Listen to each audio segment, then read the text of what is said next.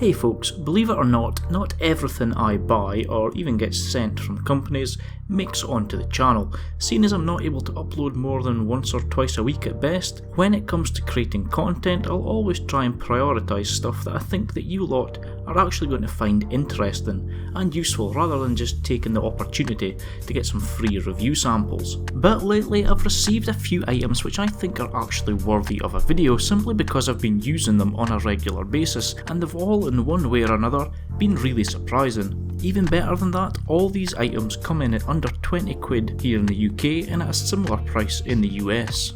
So first things first, we've got this. Now this is one item out of the lot which I've been using on a day-to-day basis, and it's one that's actually found its home connected to my main PC setup.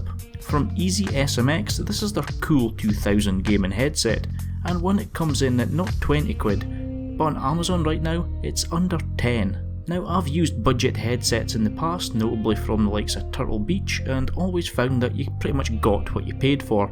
Spend more and you get a noticeably higher quality unit. So for 10 quid I wasn't really expecting much from the Cool 2000.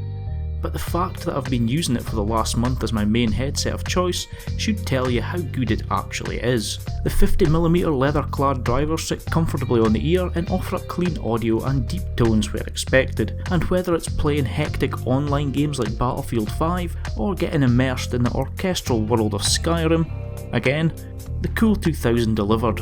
The frequency range is listed at 20Hz to 20kHz, so it's actually on par with much more expensive over-the-ear headphones, and seeing as my hearing kinda caps out these days at around 17kHz, I can confirm that, for me at least, it covered my full hearing range. The noise cancelling microphone is pretty clear for a budget headset. You can either plug in the mic and audio into separate lines on your PC's motherboard, or use the adapter included and use it on your consoles. The headset is powered by a single USB, and the LED lights can be set to on, off or breathing, and while they can be bright, they're not too intrusive when wearing the headset, and importantly you can simply turn them off.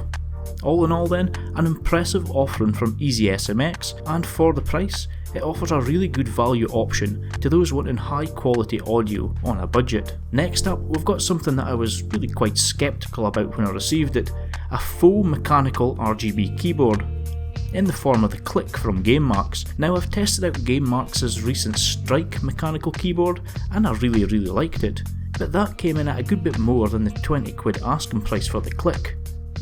So can a clicky membrane keyboard really offer the same feeling as a true mechanical board?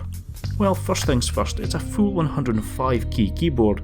It's got 12 multimedia keys, and that includes the likes of volume, pause, skip, home and mail, and it's got anti-ghosting up to 19 keys, so more than enough for pretty much any normally digited person. We get 7 separate RGB colours, and we can use the RGB cycle function thanks to a dedicated LED button on the keyboard. So what about the feel? Well, it's definitely not the same feel as a real mechanical keyboard, but it's not the same mushy mess of a normal cheap and cheerful membrane keyboard either.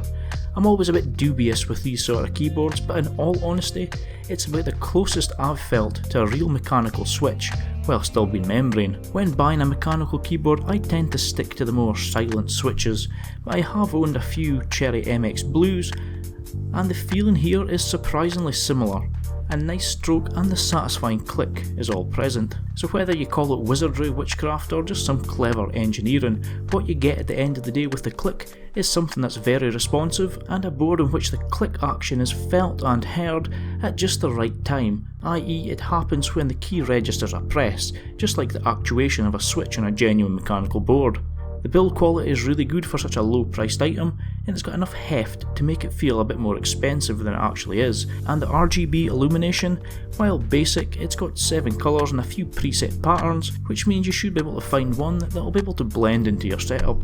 So for 20 quid you get a well built and honest 105 key board that's actually nice to use, and because using it was surprisingly nice and it's still sitting on one of the budget rigs I've got set up in the office, it gets a spot on this list. Next up is a peripheral that I didn't even know that I needed, and that comes in the form of the EasySMX 2.4G wireless gamepad. So I'll level with you, I've got a PS4, and the last time I used this style of controller was probably around 10 years ago when I was using both the PS3 and the Xbox 360. and this controller is very obviously based on that Xbox style, and that immediately brought back memories of playing Halo.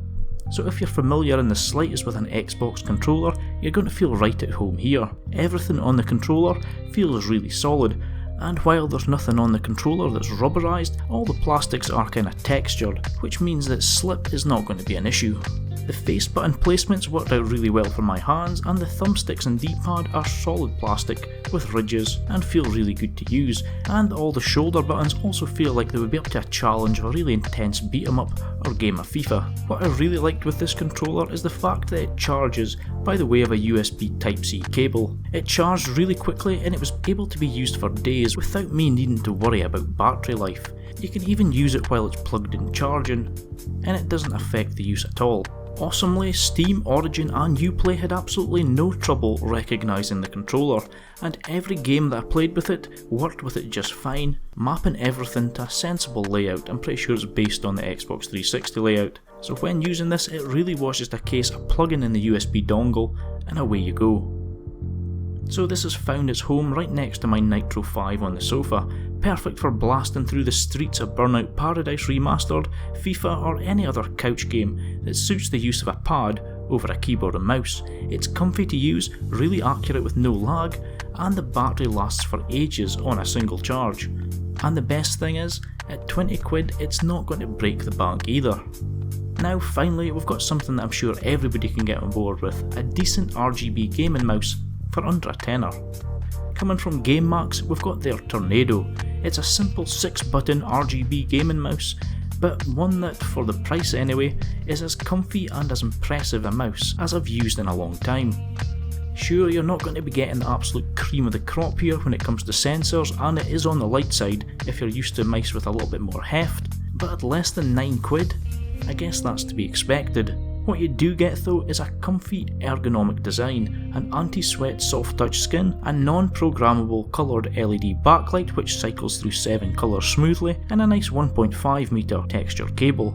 So when judging a mouth for extended gaming sessions, I tend to focus on just 2 things, sensor resolution and click feel. So the sensor tracking here is actually smooth and functional, and we do get 4 presets. However, these presets are limited to 800, 1200, 1600 and 2000 DPI, so it's not going to be as sensitive a mouse as others out there, but at the top end it's more than usable, and as someone who actually prefers higher resolutions on their sensors, I was still able to adjust and comfortably enjoy the speed that the Tornado offered. But while the sensor resolution was nothing revolutionary, I was actually really impressed with the buttons on the Tornado. They reacted really quickly, reliably, and using the mouse just felt really satisfying, so I've got absolutely no complaints about that whatsoever. In gaming, what I can tell you is that it's miles better than your typical OEM bundled mouse, being much closer to an expensive gaming mouse than the aforementioned generic OEM mouse. No, it's not on par with my daily driver, for example, the Xtrfy M1, but it does only cost 15% of that mouse. And if you simply wanted a mouse for more mundane tasks, then you simply won't have any complaints whatsoever. If all you want to do is run a few applications and add a little bit of RGB bling to your system, then the Tornado is absolutely perfect for you. And like I've said, given the ergonomic design, it's certainly more comfortable to use than your typical OEM bundled optical mouse, which is a real bonus. Overall though, it's hard not to be impressed by this little mouse. Good tracking at the 4 preset levels, a good finish, and a nice design. Most importantly though, the GameMarks Tornado, it does feel like a proper gaming mouse, and that's despite the fact that the sensor performance is maybe more suited to somebody who's new to the PC scene. Sure, it's got a minimal features list, but at a price point of between 8 and 9 quid, it means we've got a product here that completely outshines the competition normally found at this price point. So that's 4 budget peripherals that I've been really surprised with over the last few weeks, and all do what they set out to do really well. So if you're new to PC gaming, or want to move on from the more generic peripherals that might have came bundled with a pre-built system, then all of these are worth looking at, especially if you're on a really tight budget. Now, I've been really impressed by all 4 of these peripherals, and for the price it's really difficult to say anything negative about them. But hey, I'd love to know what budget peripherals you guys are using, and if there are any more hidden gems out there that's maybe worth a look in future. I'll stick a few links to these down in Amazon below. But I'm going to leave it there for today folks. Like I said, let me know what you think of these and which peripherals you use on a regular basis, and I'll see you all in the comment section down below, and in the next video.